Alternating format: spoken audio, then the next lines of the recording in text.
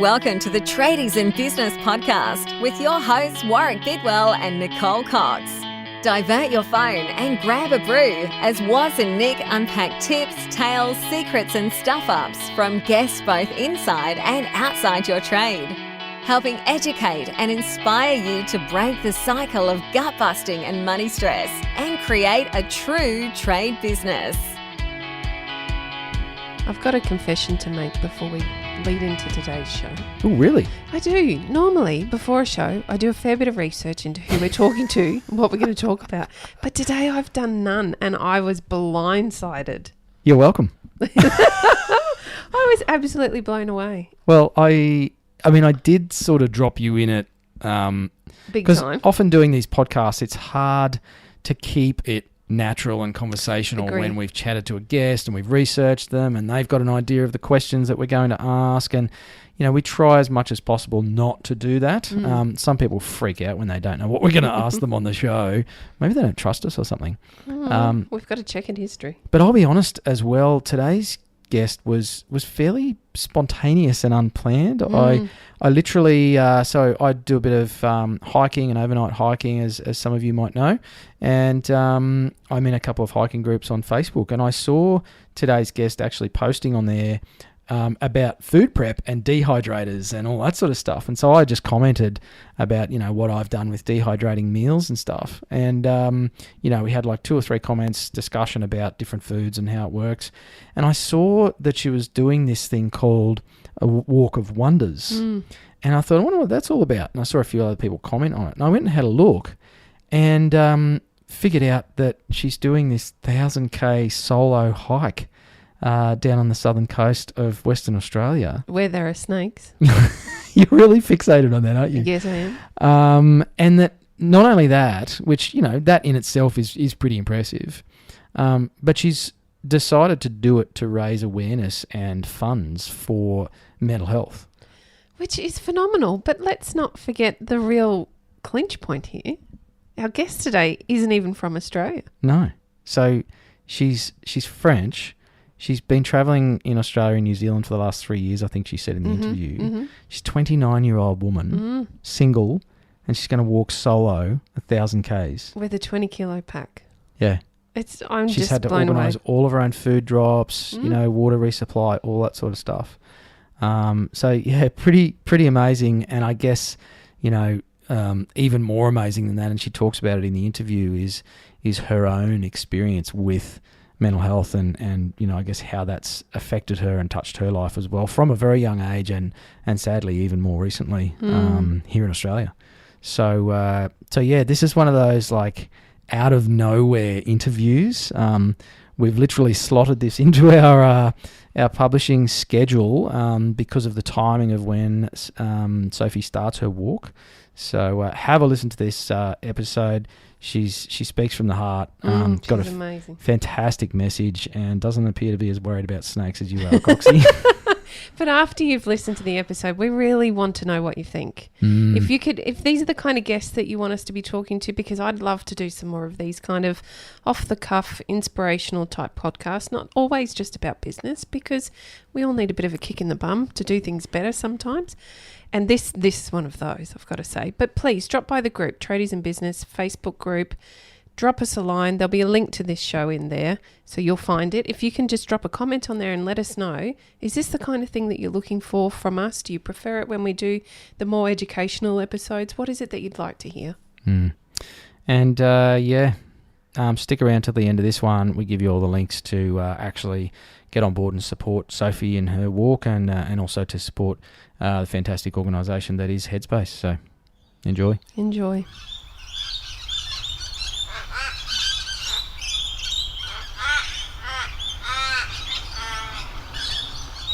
Hello, listeners, and welcome to Tradies in Business, the podcast. G'day, listeners. How are we? I'm good. We've got an interesting guest today. We've got a lady called Sophie. And Sophie, can you tell us who you are and why we're talking to you today? Because Coxie's got no idea. Hi, nice to meet you. So I'm Sophie, I'm from France. I've been traveling in New Zealand and Australia for 3 years, and I'm talking to you because you found one of my posts on Facebook about my new project called The Walk of Wonders. Wonderful. Well, Sophie, tell us a bit about what is the Walk of Wonders. So this is a project I started 2 months ago, and it's about hiking 1,000 kilometers between between Albany to Kalamunda in Western Australia. Mm-hmm. And I'm doing it raising funds and awareness for mental health. Fantastic. So this is Coxie, this is the Bibbulmun Trail, isn't it? Exactly, the Bibbulmun track in Western Australia. Okay. Yeah. And for anybody who is a hiker, they probably know the name of the Bibbulmun track. I found that it's not that it's renowned in Australia, but compared to other big tracks in the world, it's not that famous. So yeah, it's 1,000 kilometers. People choose to hike it in sections or end to end. So what I'm doing is what they call the end to end, which is either from north to south or from south to north. So I'm doing it from south to north, from Albany at the bottom of Western Australia. Wow. I can how's your only... feet feeling? That's huge. So 1,000 kilometres, how many days is that likely to take you, Sophie? Yeah, that's pretty big. So it's hard to exactly figure out how long it's going to take. I'm planning on something like 2 months, like 8 weeks, about 8 weeks or 9 weeks or 7 weeks. But I don't really want to go fast. I really want to take my time and take care of me on the track and enjoy it as much as possible. There are some sections, so there's like tons in the way where you can have a rest and have a shower and talk to your family. So some people skip that and they just race and they go very fast, and I'm not going to be part of those people. I want to have my rest as well. I can imagine. Actually, I can't imagine. I can't even get the logistics of this right in my head. You must need to carry all your gear with you. So I'm assuming that there's longer periods of time where you're out of contact from, I guess, what we'd normally call the real world, that maybe isn't as real as what you're actually experiencing. But so you've got to carry your tent, your sleeping bag, your cooking utensils, some food. That's an awful lot of stuff to take with you. How do you prepare for such an adventure? Yeah, that's a very good question. So I have a hiking backpack, and I thought I would manage to have it between 10 and 15 kilos. That was my hope. And at the moment, I'm about to start with 20 kilo on my back. Wow. So we'll see how it goes. I couldn't manage to make it any lighter. So that in these 20 kilos, you have the absolute minimum in terms of clothes. And then food, 3 liters of water per day, about 4 kilos maximum of food, and then obviously all the sleeping gear, which is the tent, mattress, sleeping bag, even a little hiking pillow, all to be very comfy in my tent, and all that is necessary for cooking, so a gas cooker, everything, and then obviously some toiletries, some safety set, whatever is needed. So it's really hard to reduce it. I know some people manage to be much lighter than me, but I find it already pretty light. So we'll see. It's heavy to carry, but considering what you need for 2 months, it's quite good. And the section are between maybe like 4 days, 3 days, 4 days, to the maximum will be a bit above 10 days. So you have to be self-sufficient for this time. And as you said, you don't contact anyone. Most of the track is out of reception anyway. So you have to be self-sufficient and carry all you need. You can refill your water at any campsite, obviously. You don't carry the water for 10 days. But yeah, so that's quite a lot to prepare. And I've been sending myself parcels in each village that I'm going to cross. And I've been delivering them myself. So I'll be able to refill with tons of beautiful things, and I made myself some nice treats and gifts. So I'm quite all set and ready to go, actually. So how much preparation has gone into something like this? I mean, the walk in itself is fairly epic. 1,000 kilometres is a long way in anybody's language. But what about the preparation, Sophie?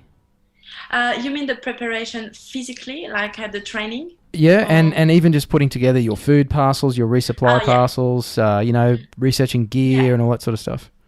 Yeah, I mean, we're all different, and I'm absolutely not a model because I've been reading in a few hiker websites and like YouTube videos that for a track like this, you need to start prepare at least 1 year in advance and do a little bit every week. And I literally started to prepare just before Christmas. So this is like 2 months ago, 3 months ago. 2 months before, like 2 months and a half before. And also because we're going to talk about it after, but because my project has a other project inside it, my preparation has been mixed with these two aspects of the project. And so it's been quite of a race, and I actually decided to quit my job earlier than I thought. I quit my job to have a full month where I can focus every day on that at the end. So it is all between. I bought a lot of gear. I already had a lot of things, but I researched the best thing I could have. The backpack itself, the hiking poles. I've been really, really researching the best things possible, and then it's about talking with people who have done it before. And I have a lot of hiking friends, so that's a good thing. But yeah, talking with them, having advices, and then collecting everything that suits me because we're all different. So I had to find my own way through. I've been doing quite a lot of overnight hiking before, nothing as long, but let's say maximum about 1 week. So it's kind of the same thing, but you're going to combine it week after week. You're just going to do it in a row. So which is great is that I already have the experience of it and I know how it feels and all of that, but still it's much different because you have to think ahead for 2 months. And even the food is a tricky part because I'm not sure how much I'm gonna eat. I'm not sure if I have planned too much or not enough. So you just try and then you adjust during the track. And I guess you have to leave some room for what is unprepared. Even when I really prepared the track itself. I read the sections. I had a meeting with the Bibbulmun Track Foundation, which is a group of volunteers that are absolutely wonderful. You can prepare a lot. You can read the map. You can learn by heart everything. At some stage, you just really need to make sure your safety is fine, and then you have to go and be able to adapt to any situation because you don't know, you don't know what you're gonna find. So it's about also preparing yourself mentally to walking into something that you never experienced before. So. And then obviously there's physical preparation. So I've been going quite a lot to the gym and trying to do more training, but I wish I would have started that earlier because obviously I'm quite fit now, but you always feel like, oh, if only I was more. Of course. So yeah, we'll go from that and we'll see what happens, Wow. So Sophie, will you be totally on your own for the entire process, or do you have people joining you at different parts of the process? No, I've been on my own. I have a few friends and even people who follow the project here in Perth that are like, I wish I can come for a day or two. So if anyone is keen, obviously everyone is welcome. It's hard to set any appointment for a hike because I don't know how far and how fast I go, but because I've been in touch at every town, we can figure things out. So I might have a few visits, I hope so, and probably at the end of the walk with the association Headspace I'm raising funds for, we want to make something happen, like having the last kilometers with other people and do something happen. But we will see, I'm not there yet. But yeah, I'm going to be working by myself yet. That's fair. Look, I'm standing right here in suburbia in Queensland feeling very safe, and I'm terrified for you. I just think not only is that a physical challenge, not only is it challenging because you have no idea what potentially could happen or you find along the way. We have snakes. Hello. No thanks. But also that's a real mental challenge for me. I'm constantly stimulated. I'm constantly communicating or sharing or being in touch with people. The idea of being completely out of touch for a whole week at a time with nothing but me and my thoughts actually terrifies me. Do you prepare for that? Is that something that you also work towards being, I guess, strong enough? Would that be the right way to term it, to be able to get through those long periods of complete silence? That is so interesting. I really like that. Okay, I will try to answer the best as possible. I think at the moment, to be honest, I do have insomnia. It's been a few days that I wake up in the night when I was really easy before, and my worries are all about my physical strange. Like I'm just worried that I won't be able to finish because I'm gonna, I don't know, twist an ankle badly or have a blister that get infected and put me out of track, or you know, I had surgery on my knee, so I don't know how my knee is gonna hold. Like I'm all worried about this, but about the mental challenge itself, I'm so excited. I can't wait to struggle. I can't wait to be in front of myself. I can't wait to want to give up, to be like, why the hell am I doing this? Because, you know, there's a few things to consider. You're going to struggle mentally because of the silence, but also because of the actual stimulation, because it's on and off. Like when you hike, and you have pain in your body as well that evolve day after day. Some days you're going to wake up, you're fine. The next day your legs hurt so much.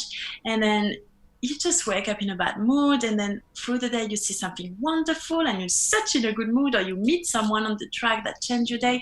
And I've been through that in shorter hikes. And honestly, my shittiest day are the best memories because something happened constantly that changed it all. So this, I'm actually excited. I can't wait to see what's going to happen on this longer hike. And about the silence and all of this, I always been very fine with it. I actually love to not hike with music or anything because it's a moment for me when I managed to meditate. Like I didn't even know you would call that meditation in the past. I got to know that recently, but I managed to connect with the birds, the trees, the nature around me, and it's absolutely a beautiful feeling.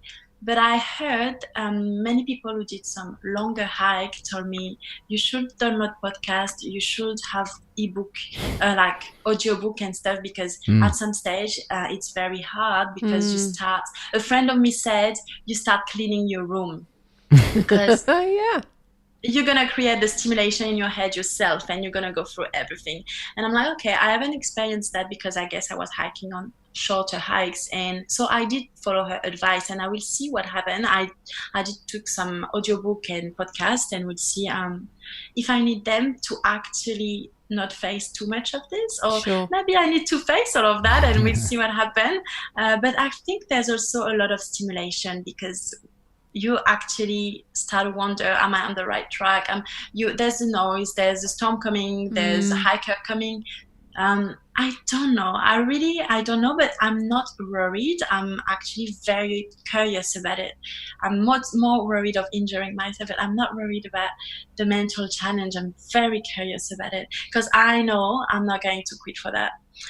Whatever happened, I know that if I quit, it will be for a danger or something about my health physically. But I don't know. I've been through enough shit, so I know it's going to be okay. So it's something that, this is probably a good point to ask you about that. Where does the idea to walk 1,000 kilometers solo come from? Why are you doing this? That's really, maybe my answer going to disappoint you because it's very simple. Each time I do an overnight hike, either it's 2 days, 3 days, 4 days, 5 days, maybe the maximum I did was 7 days. The last day, at the moment when I turn off on my phone, I'm just like, I want to cry. I'm just nostalgic. I'm just like, it was too short. I don't want it to be finished already. So, and it happened, like I started to hike 3 years ago, not that long ago. And it happened each time. So I was always thinking I need longer. And then I worked in a hostel, in a beautiful hostel in New Zealand, which is at the end of the Tiararoa. It's a track that comes from the north to the south of New Zealand. So it's much bigger than the Bibbulmun. It's 3,000 kilometers and in conditions that are much harder than Australia. And I met many, many hikers in this hostel that were having a rest at the end of their big journey. So I heard so many stories. I was just looking at them and I was just like, these people are so amazing. And then so many of them were like, oh, you can do it too, you can do it too. And I was like, oh, me, no, neither. No, I can't. And then, I don't know, I think I just woke up one day being like, okay, maybe the Tiararoa is a big challenge, but there's the Bibbulmun track, and I actually love I love Australian plants and trees, and it seems to be so beautiful on that track. So I was like, I give it a go. I cannot know if I'm able to do it if I don't start it. So I just have to start and we'll see. That's right. So yeah, that's it. That's really simple. And so you mentioned Headspace before. Like there's I guess a bigger reason behind your walk. Can you tell us a bit about that, Sophie? Yeah, I'll be very honest. The first idea was the walk itself. I woke up one morning and I decided to commit. I had this idea for like more than a year in my head, but one morning I said, okay, I'm going to do it. So that was just before Christmas. And I guess mental health and involving myself in all these topics is something I want to do for a long time. And I guess one morning in January, I just realized I was ready. I don't really know why these days especially, but I just woke up and I was like, actually, this is the time. Other people do these things and I always find it wonderful. I decided to do this Bibbulmun track. Maybe it's through that I can start my job, like start my mission. I don't know if I can say it this way, but I do want to do that for a long time. And actually hiking has been something so positive for me if we talk about mental health. So, and not only for me, I know it's quite a lot of people in the same situation. So let's try. And I had no clue because I'm not from Australia. So I have no idea what is happening here with mental health. I don't know. So I started to just Google like mental health association and read website. And I've been reading quite intensively because before even contacting anyone, and the few association I contacted, they all were amazed by the project and wanted to be with me. And I just had a wonderful contact with Headspace. It's a beautiful Australian association that wants to help young people between 12 and 25 years old, roughly, and it's about helping them in any kind of situation with their own mental health, any kind of situation, really, from studying to family to deep trouble to whatever it can be. They manage to have a team and contact other services and put together everyone together on the same boat to answer each situation individually and just provide some support. It's all free. Like people can just come, even parents as well. Parents can just come, or young people for free, have an appointment, start to talk about their situation and start to see some light, and just everything is done with so much compassion and out of hospital environment. I was just absolutely amazed when I discovered the association and I met them, and now I work with them kind of, on the project. I had an appointment yesterday again with Headspace Fremantle, and this is something I never knew exist. I never seen something like that in France when I was younger personally, and I find it wonderful. So if I can just like help a little bit this kind of initiative, like, oh yes, of course. So yeah, that's about Headspace. So have you had personal experience with mental health issues over the years, or seen other people go through that? Yes, of course.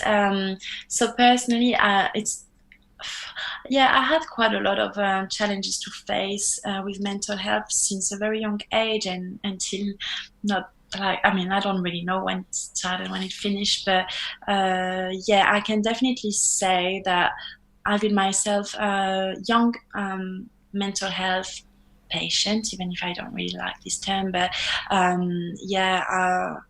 I won't go into all the details because I'm not sure it's what we need to hear, but I definitely know what we talk about here. And what I noticed through all these years when I was a teenager, even kid, is that I never talked about it. I could never really have any kind of conversation about it. There was a lot of shame and fear around it. It was very taboo, not only in my family, in society. Like even I remember in high school, some of my trouble can be seen on my face, to just say it. And I remember being very afraid of people looking at me and wondering if everyone knew and what people would say in my back. And you feel so alone. And then years later, you start to read numbers and you're like, wait, on that days, probably around me there was at least 10 other young people in the same situation as me, or similar situation, and we were all having the same fears and not talking to each other,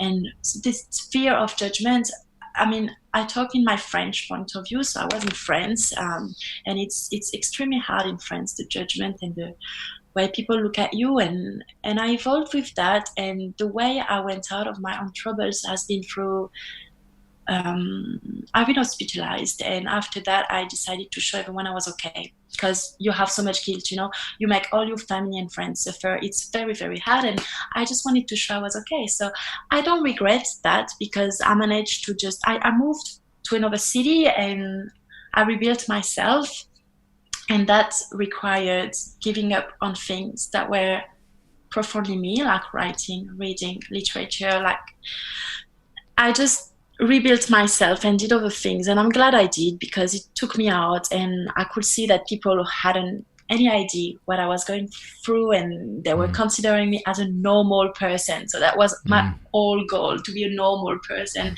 And that's fine for a while, that's fine, but I guess at some stage it doesn't work. At some stage you're just like, it doesn't work. So it's such a challenging way of describing. We talk about people who are normal and people who are sick or unwell or mentally ill or whatever, and there's that sort of, you're either this or you're that, whereas the reality is it's normal to be unwell. Exactly. So thank you for that. It's exactly that, and I realized it, and being like, because for me, I never been sick, it's some doctors who told me that. And I was always struggling with this idea, like, why am I sick? Like, I'm not sick. And I was telling doctors, I'm not sick. So, this idea that you say is, I think it's a big, big thing in the way we communicate. Because not only we don't communicate, but when we communicate in the wrong way, and we use the wrong words, and we lack of compassion and understanding, just because we are afraid, not because we are bad people, but because if you put this limit, like, I'm normal or I'm sick, if you talk and being the normal person, you feel like you're safe and nothing gonna happen to you. Yes. The reality, from what I've seen, is that it can happen to absolutely any kind of person, and it probably happened to all of us in a way or another through our lifetime. Yeah. And we use wrong expression, but I've been trapped into that, and it's fine, because it made me start to take care of me. And then I went back to myself in a different way, and I started to be extremely happy and back to myself through my travels mainly, and through hiking a lot. And the second part of my story that is actually, for me right now, is actually much more an important part, is that I met someone that I really loved with all my heart, and is just the most amazing human beings, funny, like beautiful. And I knew he was struggling a lot, I knew he had a lot of issues and problems, and he passed away 18 months ago. And I guess for me, I knew I wanted to help about mental health for a long time, but when this happened, well, first I was quite paralyzed and under shock, but quite soon after, I was like, there's no time anymore. I lost too much time. It took me that, for me, the price that I paid is just, I'm still working a lot on all of this and the guilt and all of that, but it's so important. I'm just horrified of how much I've been waiting when I knew what I had to say, and when I knew what I had to do, and now I have no time. And also I guess the feeling that you have nothing to lose anymore, because you lost one of the most precious person in your life, makes you drop so many useless stuff. So it's a good thing that it happened for me, because I don't care anymore, he actually used to say, I cannot please everyone. And I've been really, really helped by this saying of his, because it's true. And at least I cannot please everyone, but the people I can help, I'm going to help them for real, and I'm going to put myself into that. So I guess, this idea has been here on and off, and with this project of the Walk of Wonder, I'm just starting something that's going to probably be much longer than that is just raising kindness, more than even conversation, because it's not all about talking. It's just also the way we talk, as you said, and having kindness and compassion toward each other, and just being human beings, and just not judgmental and all of that. So I don't know if it answered your question, really. I'm not sure. Yeah. I'm blown away. Actually, I'm quite speechless.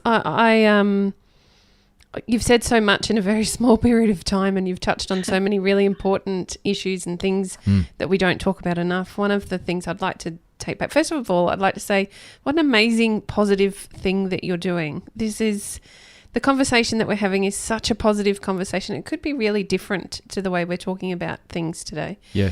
The way that you have been able to find some comfort in doing this positive thing for yourself, but also for everybody else around you, is just quite inspirational. It's quite amazing.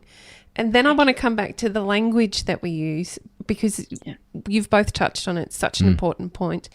When we're struggling, life's tough sometimes. We don't need to feel added shame or burden of other people's opinions, or we don't need to be worried about what other people are thinking about us. And it does come back to being something as simple as compassionate and showing kindness. And that's something that we can all do in our day-to-day lives.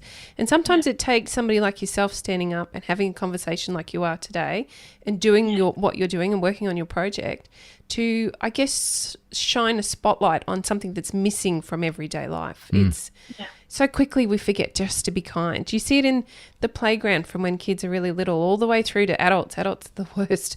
But we've forgotten how to be kind. Is there a way that you show kindness in your everyday that you think other people could do the same? Yeah, it's funny that you're asking me that, because I'm not going to say how, because that will involve other people, but I realized a few days ago, I think I had I don't know if it's the right answer, but for me, it's an answer that came in my mind a few days ago. And I think we forget to be kind because we are afraid, not because we are bad people. It's all about fear. And I also do meditation and yoga. It hasn't been a long time. It's been only a few months. And there's a lot in meditation and yoga about gratitude, about dropping the fear, about letting go, about acceptance. And I'm discovering this concept. I'm pretty new to that. I'm not lying. The reason why I dropped my fears personally, and I guess I became kinder, it's because I had nothing to fear anymore, because I was such in a trauma space that I was like, whatever, like, I just don't want to see that to happen all around. And so you have to be very careful and not dragging yourself down to other people's stories and all of that. But yeah, it doesn't mean you have to carry the pain of everyone on your shoulders. But simply, I think, don't be afraid. Someone struggling is not a monster. Someone sad, someone unhappy is also someone very happy and very joyful at the same time.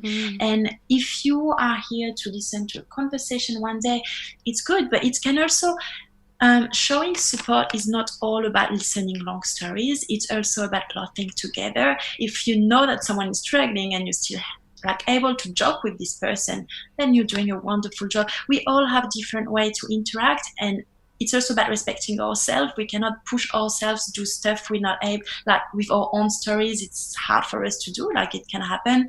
But it's just about being present, being aware, putting the person in front of you first, and wondering what's in their life, being curious, being just open, and just, I guess, the way to be kinder is to remember that one day we'll be very happy to have this person in front of us. And I guess why I'm doing that with so much positiveness and smiles and stuff is because the way I manage to feel better is because of all the smiling people around me. And they gave me these smiles, and I'm just giving it back. I'm not inventing anything. It's just a constant trade of smiles, and that's actually a nice word. I'm gonna say that next time. We're just creating it, all of us. So the more people do that, the more it will keep happening. And it's all about dropping the fears. It's all because we are afraid of the mirror, that the other person, what raised in ourselves. And it's okay. Look at yourself in the mirror and look at other people around you openly, and you'll see that the ugliest things are also the most beautiful things.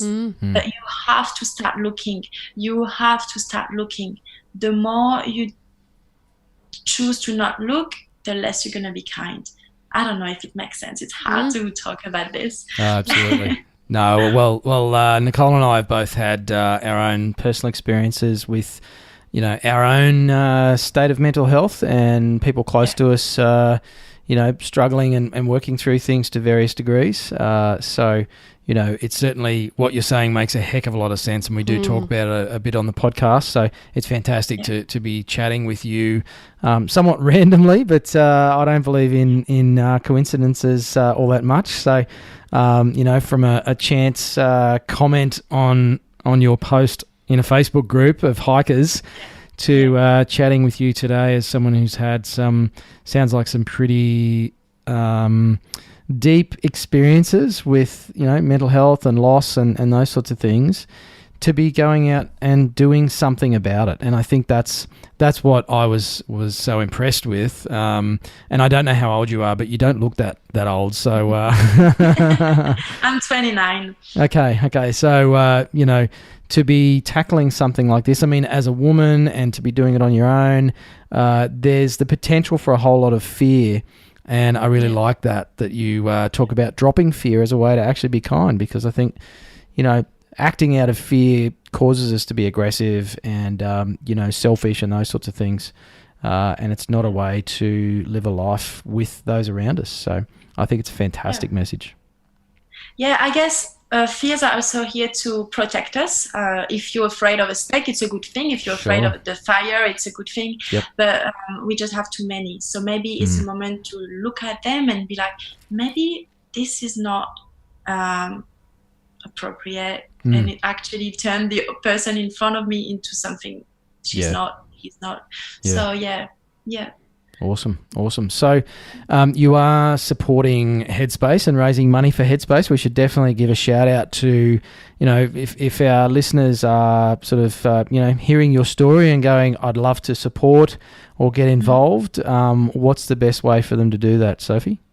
Yeah, so the way to follow this project and to donate to Headspace, there's two different resources. The first one is the website. I don't know if you know about this website. It's a wonderful website called Give Everyday Hero. It's a fundraising platform, really, and you can create your own page for any project you start. So I have my page. So if you go to Give Everyday Hero and you research Walk of Wonders with an S at the end of Wonders, you'll find the project. And in there you just have all the updates as well of all that's happening, and you can easily donate. I don't deal with it at all. It's great because the money goes straight to Headspace. They have an account on there, so I don't have to deal with it. I only see the numbers when there's some donation, which is exciting. And the second resource is my Facebook page. On the Facebook page, I just post all that happened. I might just post this podcast and all the beautiful things that are happening around the project. And my Facebook page is, the name is a bit funny, but it's called Like Fucking Whoa.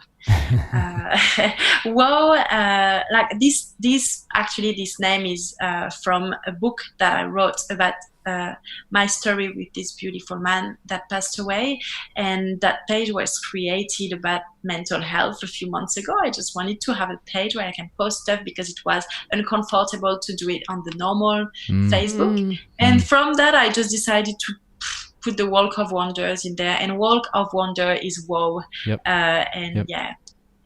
Awesome. And we'll put the links in the show notes to both of those websites and to your Facebook page. And there's everything on there from you dehydrating eggplants to talking about mental health and preparing for a hike. So and even berating your French accent. So and maybe there's a last thing about this project. I know you guys are very far away, and it's such a pity because I would have loved to have you, but we just organized a launch event on the 12th of March. If any of the people listening live around Perth, that's an open event, that's a free event. Like, you just come along, and it's not going to be very long. It's on the 12th of March at 5:30 p.m. at Headspace Fremantle, and we're just going to have a little chat, and actually it's the chance to see what Headspace does, and they're going to explain about them. That's fantastic, Sophie. I've got one question before we wrap up. Yeah. Have you ever met a snake, Sophie? You familiar with the snakes we have in Australia? Speaking of fears, Yeah. If I haven't heard of them, you said? Have you met one before? Oh, if I met, yes, yeah, I did. Actually, I went on an overnight hike in Northern Territory called the TIB019 Trail in August, which is beautiful. And with my friend, she was extremely scared of snakes, and I was fine. sounds like you, Coxie. And we had a few moments we weren't sure, but there's one moment we were absolutely sure. We haven't seen him, but he was in the tall grass, Yes. and it's different the way they move than over any other animal. So it was pretty scary, but we were fine. And then recently, I think in November, on a track around Perth, I saw, I think it was a python. So I could say straight away, that's not a brown snake or a tiger snake, so we're fine. And for some reason, the fact it was in the middle of the track, I was I was not afraid. I started to put my camera out, and my friend was like, hey, we're trying. Just because I don't know, I think if it would have been a brown snake or a tiger snake, I wouldn't have acted like this. But it was beautiful. They are so beautiful creatures. beautiful. No, I have a snake bandage. I did learn how to use a snake bandage. I have a PLB, which is a safety device where you can call emergency even when you don't have reception on your phone. I'm aware that it's a risk. It's also why I took the hiking poles. Apparently the vibration can help making them run away. I just be careful. Careful. It's not the snakes you need to worry about, it's the drop bears. Has anybody told you about drop bears? No, not in Australia. That's nasty, was. No, I was more afraid of the white pig on my last hike than of the snakes. So yeah, the wild pigs. For some reason, I don't know. That's a probably fair point. more wild pigs in Australia than there is native wildlife, unfortunately. Yeah, But so anyway, I just meet them and we'll see how we go. And I just talk with them, and they'll be my friends. great. Yeah, just be kind to them. You'll be fine. Well, it's very admirable what you're doing, Sophie, and we'll keep a track of your journey. When do you actually set off? When do you take your first steps?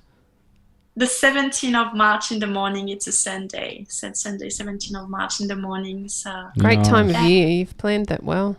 Well, yeah, from Albany, and yeah, I'll be posting and giving news all along the track, and hopefully I reach the end.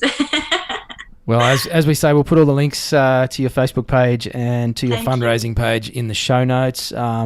We'll be posting about this in the group. So for our listeners, if you're not in the Tradies in Business group on Facebook, make sure you join that as well. And Thank you so much. We'll keep some updates going in there over the couple of months that you're walking, and we'll all be thankful for our lack of blisters and and heavy 20-kilo packs. So fantastic stuff, Sophie. Thank you so much for your time today. Great to talk to you. Thank you for having me. That was such a pleasure. Thank you very much, guys. It was amazing. Thank you. All the best. Thanks.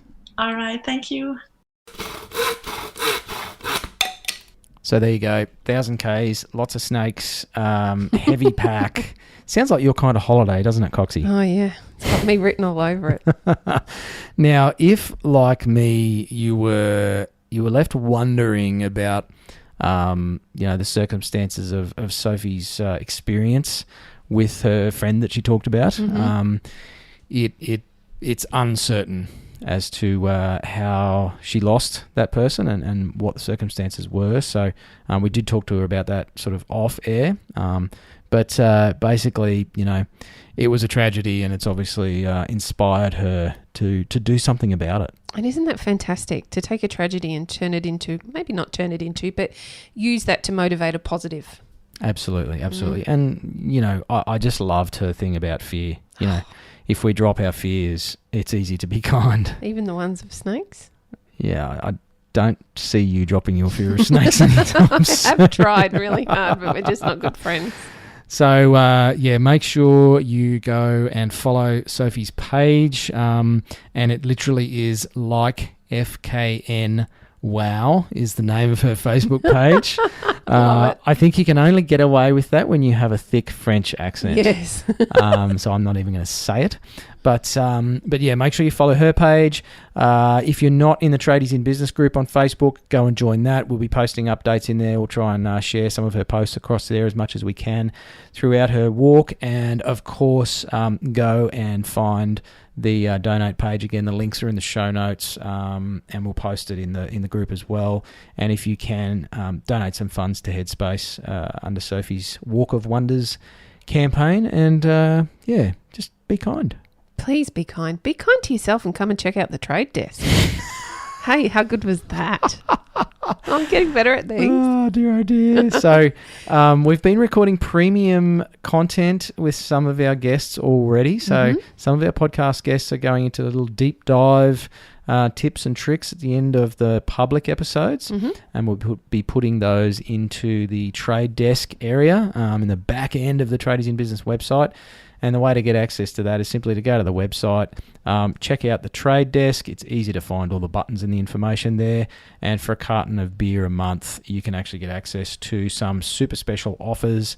You'll get your first month's $49 back in about 7 seconds in the trade desk, based on some of the value that our partners are offering to you as a trade desk member. So do make sure you go and check that out. Money back guarantee. You get plenty more of me and Coxie. There's video trainings and closed Facebook groups and live Q&As with guests and us and all sorts of cool value. So And no snakes. And no snakes. You give me a theme and I'm going to run with it. Anyway, enough about snakes. Have a fantastic day doing whatever you're doing, Tradies in Business, and we'll speak to you in our next episode. Thanks for listening. You've been listening to the Tradies in Business podcast with Warwick Bidwell and Nicole Cox. Find out more about today's guest, tools for your trade business, and other cool stuff at tradiesinbusiness.com.au.